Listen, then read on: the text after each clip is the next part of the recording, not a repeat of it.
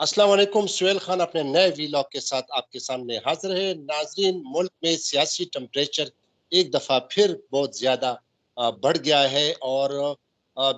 आपको ये बताता चलें कि जमहूरी सिस्टम में, जमहूरी डेमोक्रेटिक सिस्टम में एक वज़ीर आज़म जब मुंतखब होता है तो वो अक्सरियती फैसले से होता है। अवाम अक्सरियत से वो वोट उनको देते हैं, तो फिर एक मुल्क का वज़ीर आज़म जो है वो 5 साल के लिए मुंतखब होता है। शॉर्ट ये कि जो भी शख्स, जो भी वज़ीर-ए-आज़म इस मुल्क में मुंतखब होता है, वो अवाम के अक्सरियती फैसले से होता है। लेकिन गुज़िश्ता कुछ दिनों से पाकिस्तान की सबसे बड़ी अदालत सुप्रीम कोर्ट ऑफ पाकिस्तान, जो कि एक बहुत ही अहम और आईनी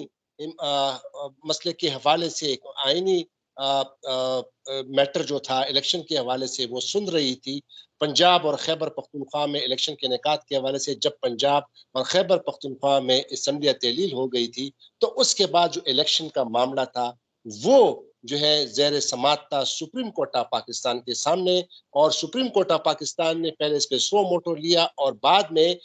2 आईनी दरखास्तें सुप्रीम कोर्ट ऑफ पाकिस्तान के सामने पेश हुई और उस पर फिर 1 मार्च को सुप्रीम कोर्ट ऑफ पाकिस्तान में 5 रुकनी बेंच ने 3-2 से एक अक्सरियती फैसला दिया और इलेक्शन कमीशन ऑफ पाकिस्तान को कहा और हुकूमत को कहा कि वो दोनों सूबों में 90 दिन के अंदर अंदर इंतखाबात कराए जाए। लेकिन इसके बाद इस फैसले से एक तनाजा खड़ा हुआ, क्योंकि इसमें से जो पहले जो 9 रुकनी बेंच बना था उसमें से तो 2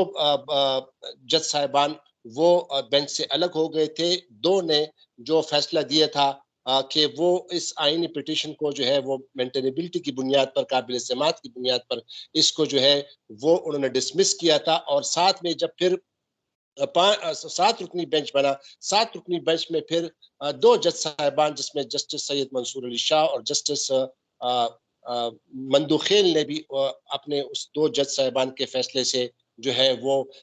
उसके साथ उसको एंडोर्स किया। और इसके बाद फिर जो है 27 फरवरी को फिर सुप्रीम कोर्ट ऑफ पाकिस्तान में जजों का एक इजलास हुआ और उस इजलास में फिर उन तमाम जजों ने, 9 रुकनी बेंच ने फिर चीफ जस्टिस ऑफ पाकिस्तान को ये इख्तियार दिया कि वो बेंच तश्कील दे। इसके बाद chief justice of Pakistan justice Umar Ata Bandial ने 5 रुकनी बेंच जो है वो तश्कील दिया उनकी सरबराही में, जिसके साथ उनके साथ साथी जजेस थे justice Ijazul Ahsan, justice Munib Akhtar, justice Syed Mansoor Ali Shah और जस्टिस जमाल खान मंदुखेल। फिर 1 मार्च को इस बेंच का, 5 रुकनी बेंच का फैसला आया और उस फैसले में फिर 3-2 के तनासिब से वो जजमेंट जो है वो अनाउंस हुई और उसमें बाकायदा तौर पर फिर पाकिस्तान के जो सदर हैं उन्होंने फिर उस फैसले के तहत एक इलेक्शन, पंजाब में जो इलेक्शन कराने का एक तारीख दी और वो थी 30 अप्रैल। लेकिन बाद में इलेक्शन कमीशन ऑफ पाकिस्तान ने उस फैसले को रद्द करते हुए उस ऑर्डर को रिवर्स किया, प्रेसिडेंट के ऑर्डर को, उस डेट को, और एक 8 अक्टूबर का जो है वो डेट दिया, जिसके बाद पाकिस्तान तहरीक इंसाफ ने इसको दोबारा अदालत में चैलेंज किया और फिर 4 अप्रैल को जो फैसला आया उसमें election, supreme court of Pakistan ने इलेक्शन कमीशन के उस फैसले को गैर आईनी करार देकर उसको ख्वाहिश किया और बाकायदा ऑर्डर जारी किया कि इलेक्शन कमीशन ऑफ पाकिस्तान 90 दिन के अंदर अंदर इंतखाबात कराए और साथ ही साथ हुकूमत को ये डायरेक्शन दी कि वो 10 अप्रैल तक इलेक्शन कमीशन ऑफ पाकिस्तान को 21 अरब रुपए फंड की फराहमी दें और उसके बाद वफाकी हुकूमत को और बाकायदा पंजाब के सूबा निगरान सेटअप को ये हिदायत दी कि आइन के मुताबिक तमाम जो एग्जीक्यूटिव अथॉरिटीज जो हैं वो इलेक्शन कमीशन ऑफ पाकिस्तान को मदद फराम करेंगे और इलेक्शन के इनेकाद के हवाले से। लेकिन कल चीफ जस्टिस, कल सुप्रीम कोर्ट ऑफ पाकिस्तान के एक मोअज़्ज़ज़ जज जस्टिस अतर मिनल्लाह ने एक इजाफी नोट, एक तफसीली नोट जारी कर दिया और उसमें फिर उन्होंने कहा कि जो जस्टिस मंसूर अली शाह साहब और जस्टिस जमाल खान मंदुखेल का जो फैसला था वो 4-3 से था, तो लिहाजा वो जो है वो प्रिवेल करेगा, जिसके बाद पाकिस्तान में दोबारा हलचल मच गई और फिर हुकूमत पाकिस्तान ने बाकायदा तौर पर चीफ जस्टिस ऑफ पाकिस्तान से इस्तीफा का जो है वो मुतालबा किया। ये तमाम वो चीजें हैं जो इस पूरे मसले के जो है ये कंट्रोवर्सी चल रही है। आज हम इस पर तफसील से बात करेंगे। मेरे साथ सीनियर सहाफ़ी हैं फ़खरुर रहमान साहब, हम उस पर तफसील से बात करेंगे। फ़खरुर रहमान साहब, thank you very much for joining me. जी बहुत शुक्रिया सुहेल। फखरुर रहमान साहब, कल जो जस्टिस अतर मिल्नास साहब ने ये डिटेल नोट जारी किया है, इसके बारे में आप जरा बताएं कि अब ऊंट किस करवट बैठेगा। देखिए, वो सारी तफसील तो आपने अपने इब्तिदाइये में बता दी है। सिर्फ एक बात मैं यहाँ पे एम्फसाइज करूंगा कि ये सारे जो सवालात जो थे ये ओपन कोर्ट में आए थे। अब 9 रुकनी बेंच बना, उसके बाद 2 जजेस अलग हो गए, 2 ने अपनी सवाबदीद जो थी वो चीफ जस्टिस पर छोड़ दी कि वो उनको अगले बेंच में रखना चाहते हैं या नहीं चाहते, लेकिन उन्होंने अपने राय का इजहार कर दिया था। चीफ जस्टिस साहब ने नए बेंच बनाया और जस्टिस याहिया अफरीदी और जस्टिस अतर मिर्ज़ा को उसमें शामिल नहीं किया था, और इस हवाले से जस्टिस याहिया अफरीदी और जस्टिस अतर मिर्ज़ा ने अपने अपने अलग नोट भी दिए थे। लेकिन ये जो नोट जस्टिस अतर मिर्ज़ा साहब की तरफ से आया है सामने, इसके अंदर अगर आप देखें तो मुझे तो इसके अंदर सारा ये जो नोट है ये जुडिशियल कम पॉलिटिकली मोटिवेटेड नोट लगता है, क्योंकि इसके अंदर 70-80% सारी चीजें जो हैं वो पॉलिटिक्स जो इस वक्त मुल्क के अंदर चल रही है उसके इर्द गिर्द घूम रही है। फिर पूरी दुनिया में, जैसे आपने जमहूरियत की डेफिनेशन का हवाला दिया, पूरी दुनिया में ये जुडिशियल प्रेसिडेंस है कि अदालतों में फैसले जो हैं या यूनानिमस होते हैं या मेजोरिटी से होते हैं, या वो मेजोरिटी से मुस्तरद होते हैं या मेजोरिटी से वो सादिर किए जाते हैं। अब अगर माइनॉरिटी के फैसले को इस तरह से जमा तफरीक करके 4-3 की लागू करना शुरू कर दिया जाए, तो पाकिस्तान दुनिया का वो वाहिद मुल्क होगा जो Guinness book of world record में शामिल हो जाएगा कि पाकिस्तान की आला जुडिशरी में जो हिसाब किताब है वो बिल्कुल रिवर्स हो गया कि माइनॉरिटी के फैसले को वो इस तरह से काउंट करके और मेजोरिटी का फैसला तस्वुर करना शुरू कर दें। अब जाहिर सी बात है कि जब सुप्रीम कोर्ट के सामने वकील पेश होते हैं तो आप आइन और कानून की बात करते हैं, लेकिन अगर किसी के दिमाग में आइन और कानून नहीं आता और वो पागलपन की बातें करता है, तो उसका इलाज तो पागल खाने में मुमकिन है। सुप्रीम कोर्ट तो उसका इलाज नहीं कर सकती। अटॉर्नी जनरल फॉर पाकिस्तान अदालत के सामने पेश हुए, फुल कोर्ट क्यों नहीं बन सकी, चीफ जस्टिस साहब ने सारा बता दिया। वो जो 4+3 का जो मामला था वो भी सारा उन्होंने खुलकर उनको समझा दिया। उसके बावजूद मामले को पॉलिटिसाइज करने की और इंतहाई गुमराहकुन किस्म का प्रोपेगेंडा जो है वो किया जा रहा है। मेरा ख्याल में जस्टिस अतर मिर्ज़ा साहब ने जो नोट में खुद लिखा है कि जजेस को अपने रोब्स में सियासत नहीं करनी चाहिए, लेकिन उनका अगर नोट का आप जायजा लें तो उसमें सारी सियासत जो है वो बड़े खुलकर सामने आई हुई है, और ये जुडिशियल इम्प्रॉपर्टी है,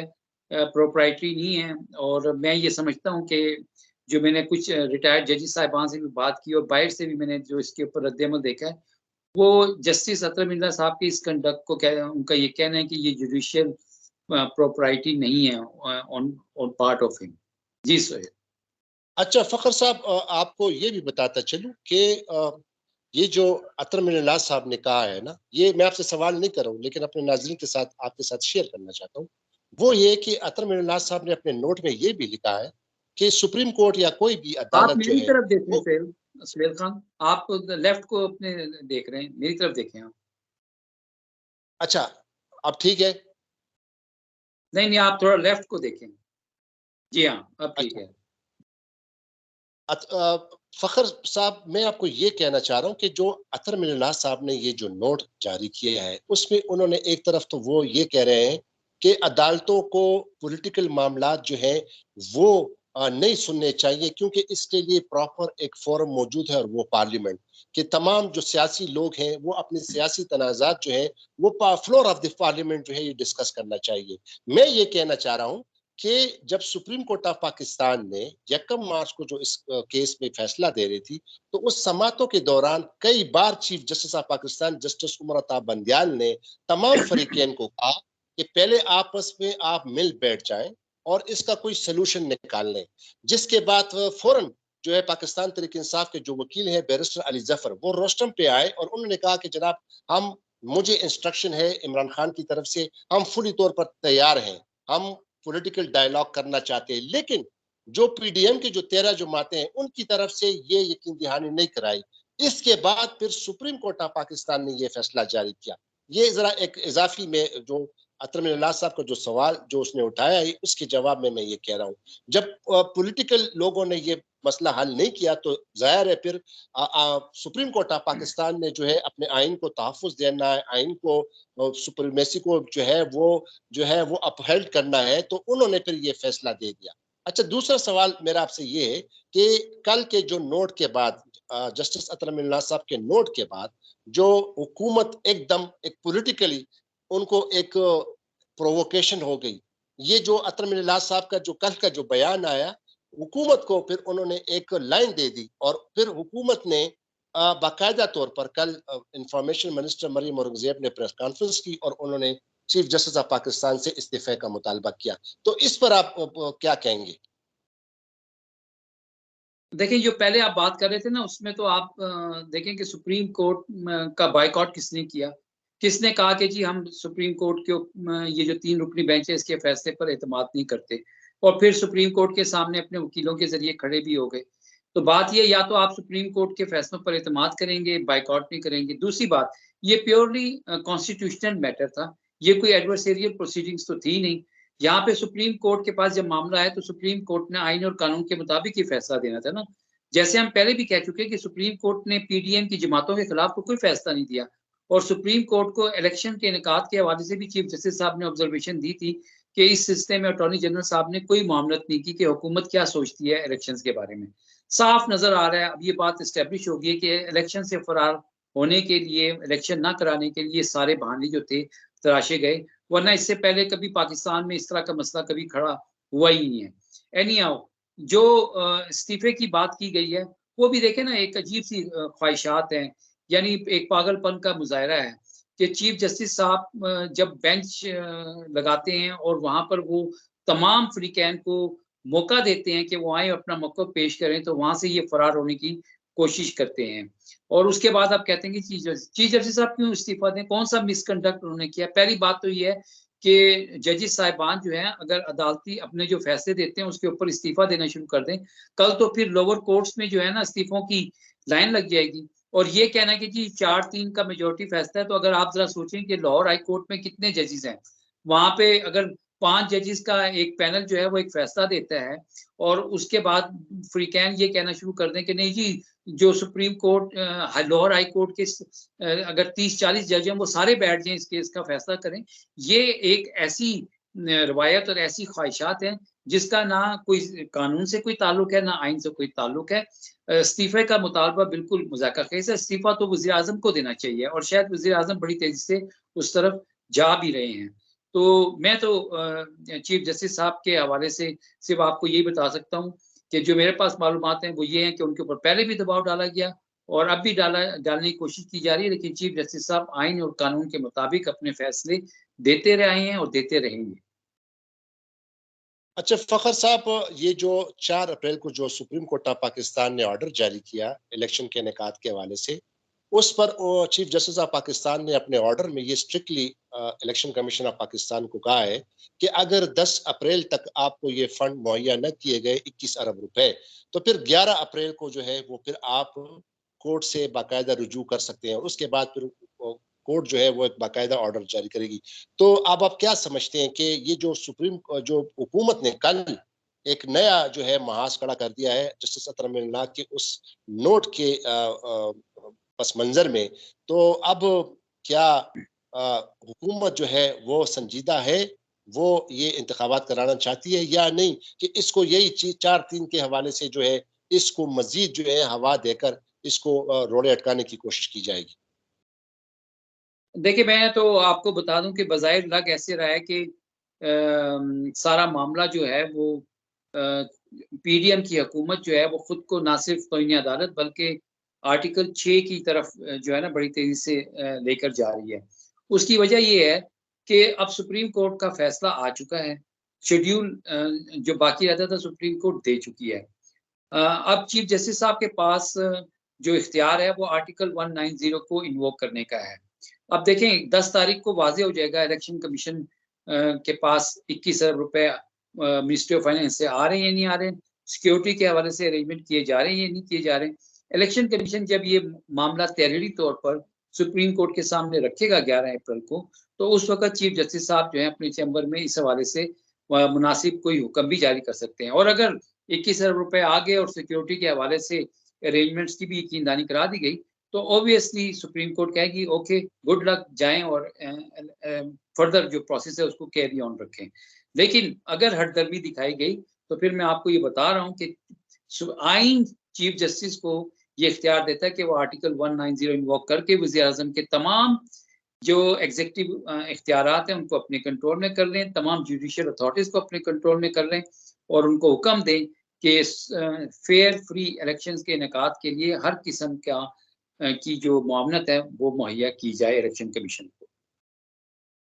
बहुत शुक्रिया फ़खरुर रहमान साहब। फ़खर साहब, आखिर में मैं ये बताता चलूँ आपके साथ मिलके अपने नाज़रीन को कि ये जो हुकूमत ने और कुछ जजों ने फुल कोर्ट की रिट जो है बाकायदा ये स्ट्रेस कर रहे हैं कि एक फुल कोर्ट बनाया जाए। तो फ़खर, आपके साथ-साथ मैं ये कहना चाह रहा हूँ कि लेट्स सपोज़ अगर सुप्रीम कोर्ट ऑफ पाकिस्तान ये फुल कोर्ट तश्कील दे भी दे, तो क्या फुल कोर्ट जो है, क्या वो हुकूमत के हक में फैसला दे सकती है? क्योंकि सुप्रीम कोर्ट के तमाम जजों ने आइन के तहत हल्फ उठाया है कि वो आइन को प्रोटेक्ट करेंगे। और आइन क्या कहता है? आइन ये कहता है कि आपने इलेक्शन कराने हैं और जब भी कोई असेंबली तहलील होती है तो उसके बाद 90 दिन के अंदर अंदर अंदर जो है वो इंतखाबात कराने हैं। तो अब क्या ये जजेस जो हैं क्या आइन से इनहराफ करेंगे? क्या आइन को वायलेट करेंगे? ये एक बहुत बड़ा सवाल है। और ये सवाल जो है ये चलता रहेगा, उभरता रहेगा, ये प्रॉपर होता रहेगा जब तक अब हुकूमत की तरफ से वाज़े जो है वो साइन नहीं आता कि आया वो सुप्रीम कोर्ट ऑफ पाकिस्तान के 1 मार्च वाले फैसले और 4 अप्रैल को जो फैसला सुनाया, इस पर मनोवन जो है वो इस पर अमल करती है। अगर नहीं करती तो ये जिस तरह फ़खर साहब ने बताया कि आर्टिकल 6 भी इस पर आ सकता है। और दूसरा, साथ ही साथ फिर सुप्रीम कोर्ट ऑफ पाकिस्तान में जो है वो तौहीन अदालत की दरखास्तें भी दायर हो सकती हैं। और नाज़रीन, साथ ही साथ आपको ये भी बता दूं कि जो हुकूमत ने जो कानून जो पास किया था चीफ जस्टिस ऑफ पाकिस्तान के बेंचेस के इख्तियारात के हवाले से, सो मोटो के हवाले से, वो तो आज सदर पाकिस्तान ने उस बिल को वापस कर दिया। अब हुकूमत ने पीर के दिन जो है पार्लियामेंट का जॉइंट सेशन बुलाया है और जाहिर है जॉइंट सेशन में फिर इसको जो है वो बाकायदा वो पास कर देंगे जो कि एक एक्ट बन जाएगा। लेकिन साथ ही साथ नाज़रीन आपको ये भी बताता चलूं कि जब ये एक्ट बन जाएगा, ये कानून बन जाएगा, तो फिर इसके खिलाफ भी एक रेमेडी है और वो ये है कि हो सकता है कि पाकिस्तान तहरीक इंसाफ फिर इसको सुप्रीम कोर्ट ऑफ पाकिस्तान में चैलेंज करे। तो एक और वीडियो में दोबारा आपके सामने हाजिर हूंगा, लेकिन नए देखने वाले नाज़रीन से मेरी इल्तिमास है कि मेरे चैनल को जरूर सब्सक्राइब कीजिए। खुदा हाफिज।